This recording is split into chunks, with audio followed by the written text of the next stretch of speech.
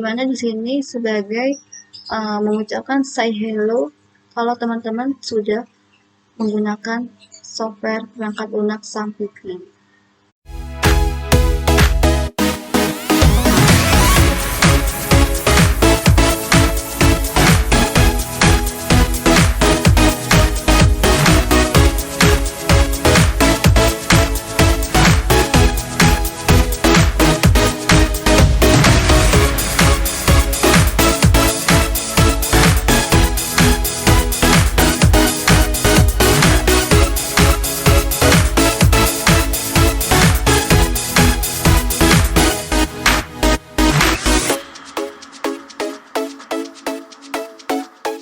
Halo teman-teman, Assalamualaikum warahmatullahi wabarakatuh. Perkenalkan, namaku Syifa Syah. Di channel YouTube aku, Syifa Syah Official, yang akan memberikan sajian seputar teknologi informasi dan ilmu marketing online yang akan membantu teman-teman dalam berkembang menjadi seorang entrepreneur dan startup digital. Oke, pada kesempatan kali ini izinkan saya untuk memberikan materi mengenai Sampipi, bagaimana cara instalasi dan download Sampipi dengan benar. Nah, sebelum itu, aku minta untuk jangan lupa subscribe aku, Syifa Syah Official, supaya channel ini semakin berkembang dan menjadi channel nomor 1 pendidikan dan pembelajaran di Indonesia. Tanpa terlalu lama lagi, kita langsung aja masuk ke materi ya. Sebelum itu, karena di channel Syifa Syah Official itu beda banget dari channel yang lain. Bukan cuma memberikan tutorial dan tipsnya aja. Jadi di sini saya akan memberikan sebuah materinya dulu untuk kita masuk ke bagaimana cara instalasinya. Oke, pertama-tama kita akan buka ini ya, materi yang udah saya buat. Nah, di sini saya akan buat materinya yang sudah saya buat untuk kalian, teman-teman. Teman-teman minta maaf ya kalau misalkan saya agak nervous karena ini pertama kalinya launching YouTube channel Syifa Syah Official ini. Dan saya minta mohon maaf sekali lagi kalau nanti saya ada ucapan yang agak nervous gitu karena ini benar-benar perdana banget. Jangan lupa komen dan sarannya agar bisa memberikan masukan untuk video ini. Oke. Oke, kita langsung aja. Materinya adalah cara download dan install Sampipi di Windows 10 terbaru, lengkap dengan penjelasannya. Oke, kita langsung aja masuk materinya. Nah, apa sih itu Sampipi? Mungkin dari teman-teman ada yang udah tahu Sampipi itu apa. Nah, ada yang bilang Sampipi itu buat ini ya, Kak. Buat apa namanya? Buat bikin program. Ya, betul. Tapi lebih singkatnya adalah Sampipi adalah perangkat lunak berbasis web server yang bersifat open source, bebas, serta mendukung di berbagai sistem operasi seperti Windows, Linux, atau MAC.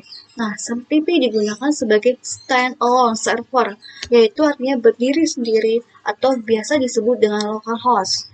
Nah, Sampipi itu dipakai untuk membuat web server, teman-teman, di lokal komputer kalian, hal yang akan memudahkan Anda dalam mengembangkan, mendesain, dan keperluan hosting website kalian. Nah, itulah penjelasan dari Sampipi. Sebelum kita membuat instalasi Sampipi nanti, kita harus tahu penjelasan Sampipi itu apa sih. Jangan asal sembarangan aja. Kita menggunakan Sampipi, tapi kita nggak tahu penjelasannya itu apa. No ya, teman-teman. Jadi sekarang udah sampai sini udah tahu ya Sampipi itu apa. Oke, next lagi. Nah, fungsi Sampipi apa sih? Jadi yang pertama itu ada setting database di phpMyAdmin. Dengan menggunakan Sampipi, Anda bisa mengakses halaman phpMyAdmin. Sama seperti kita menggunakan hosting atau VPS, pasti Anda akan membutuhkan phpMyAdmin untuk mengedit, menghapus, menambah database, dan menambahkan user. Nah, yang kedua, install WordPress online. Sampipi itu bisa digunakan untuk membuat sebuah website kayak HTML, PHP, tapi untuk yang kayak pemula banget nih kayak aku nih. Di sini teman-teman kita belajar sambil bermain ya, jadi nggak usah terlalu pusing-pusing banget. Nah, Sampipi WordPress online ini kita sebagai pemula banget, kita juga kalau nggak punya bakat coding, kita bisa mengembangkan sebuah WordPress. Tapi itu nanti di sesi berikutnya ya, saya akan bahas materi itu. Jadi SAMPP berguna untuk menjalankan Apache, MariaDB, dan PHP pada localhost atau komputer tanpa harus koneksi internet. Intinya localhost itu tidak harus pakai koneksi internet. Dengan adanya SAMPP akan mempermudah pekerjaan front-end dan back-end developer karena mereka dapat melakukan testing pada program sebelum nantinya akan diupload ke server online website seperti Ghoster atau seperti Dewa Web dan hosting lainnya itu yang sudah mulai menggunakan internet. Lanjut ya. Nah, yang ketiga ada menjalankan Laravel pada komputer. Laravel sendiri adalah salah satu framework PHP yang dipakai untuk memudahkan developer dalam mengembangkan website. Nah, Anda jadi lebih mudah untuk memodifikasi script dan membuat fitur baru pada website tanpa harus takut merusak kode inti website yang ada di server. Itu dia fungsi dari SAMPP. Sampai sini paham? Oke, next. Nah, fitur-fitur di SAMPP, jadi setelah kalian nanti install SAMPP, pasti kalian akan nemui komponen-komponen yang ada di SAMPP. Ini penting banget teman-teman. Nah, komponennya itu apa aja sih? Ada Apache. Apache itu deskripsinya sebagai aplikasi web server default. Nah, yang kedua ada MariaDB sebagai sistem manajemen database. Yang selanjutnya ada PHP sebagai server scripting untuk membuat aplikasi berbasis web. PHP-MyAdmin sebagai tools untuk menggunakan MySQL berbasis web. OpenSSL sebagai protokol keamanan. SAMPP control panel untuk mengatur komponen berbeda pada SAMPP. Webalizer sebagai tools analytics untuk user log dan penggunaan. Mercury Mail Transport System sebagai email server. FileZilla FTP Server untuk melakukan transfer file. Tomcat digunakan untuk melayani aplikasi Java dan Strawberry distribusi Part yang populer untuk Windows. Nah, di sampingnya itu ada versinya. Teman-teman bisa baca sendiri. Dan teman-teman, aku juga akan, kalau teman-teman mau materi ini, teman-teman bisa download di deskripsi yang aku tulis di bawah ini ya, di bawah YouTube ini ya.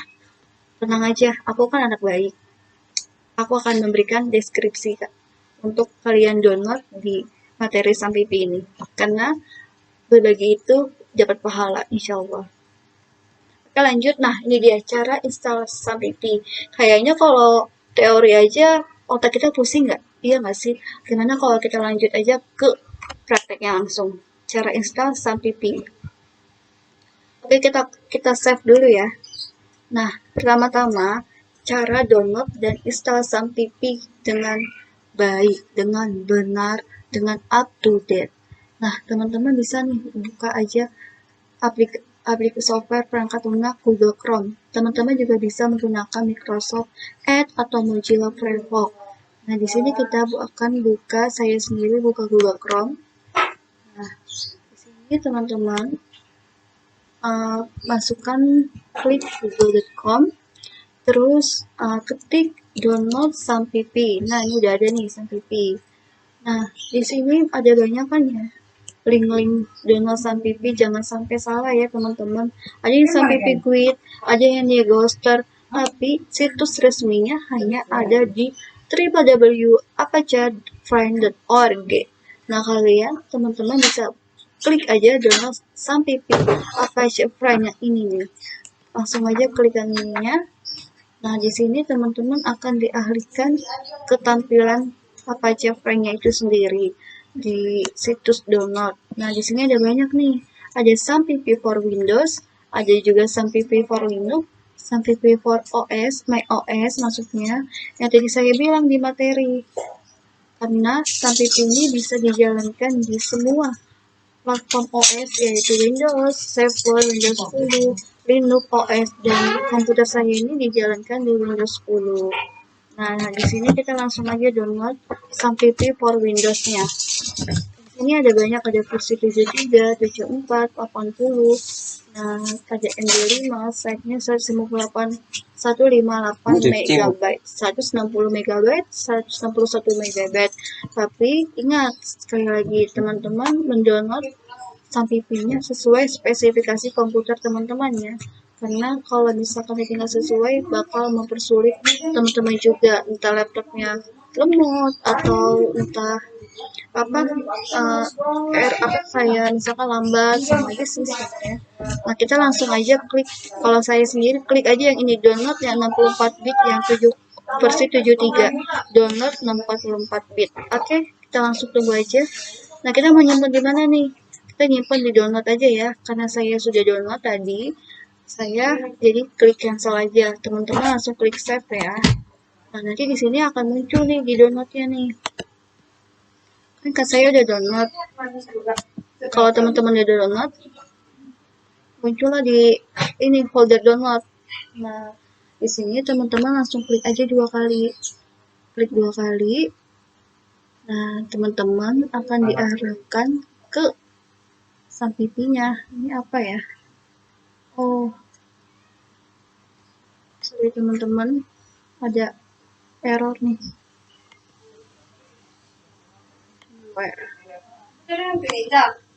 Kita klik 2 kali lagi ya. Bisa nggak ya?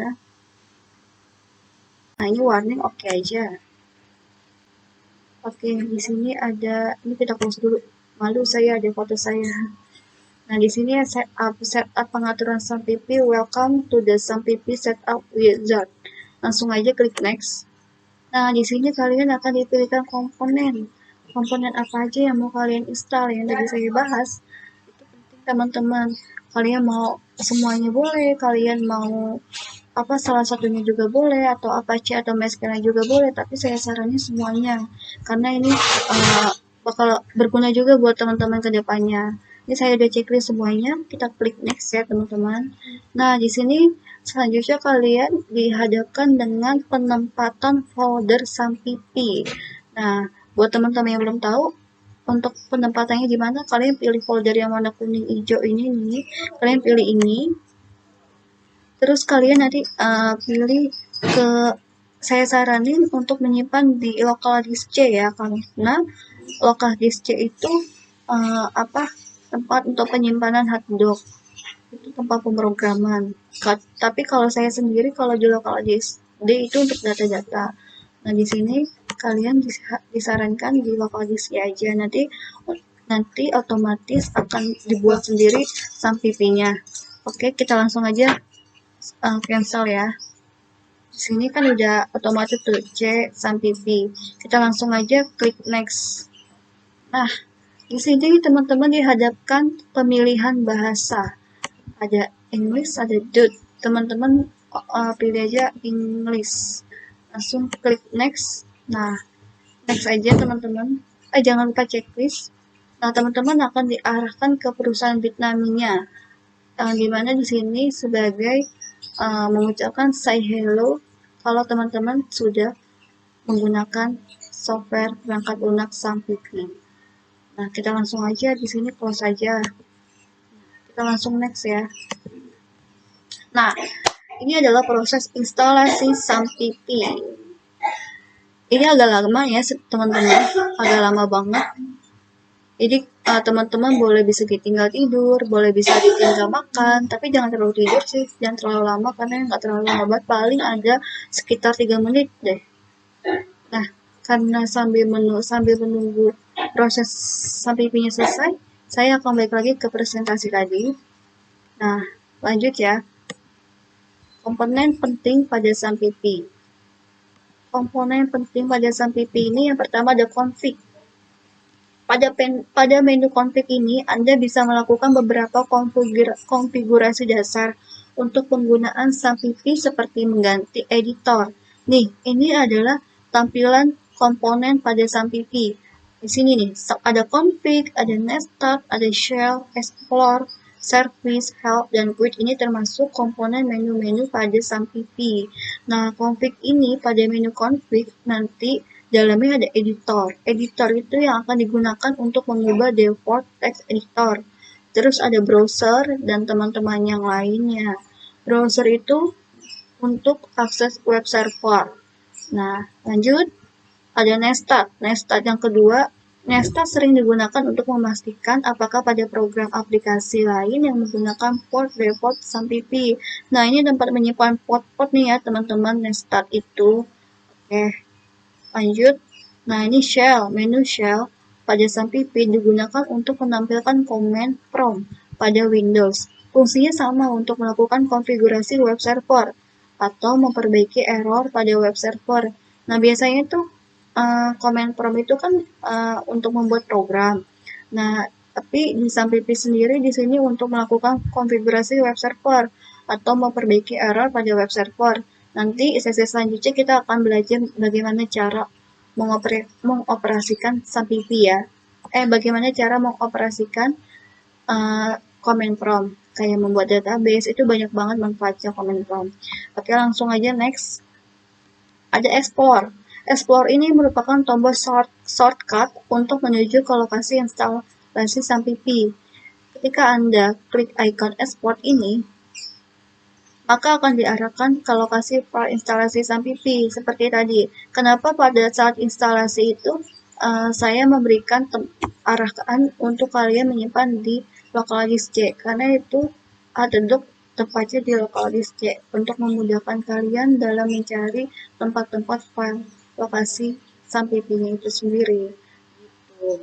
Jadi Explore ini tempat penyimpanan instalasi SAMPP teman-teman ya. Dan membuat program juga kalian juga menyimpannya di Hatadoc. Nanti kita akan belajar sesi berikutnya ya teman-teman. Langsung aja klik next. Nah, habis teman-teman. Terima kasih. Oke.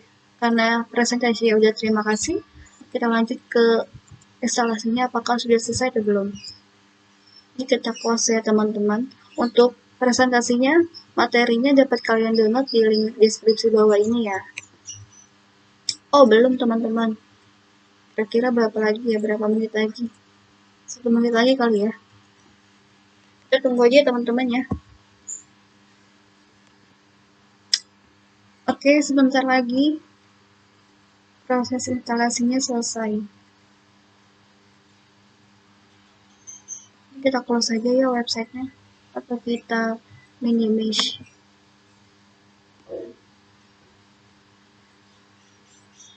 Ayo teman-teman yang udah pada makan kan semuanya. Jangan lupa ya, hari ini kalian sholat Jumat. Buat yang laki-laki, yang perempuan, bisa sholat Zuhur di rumah. Oke, instalasinya mulai selesai, dikit lagi teman-teman.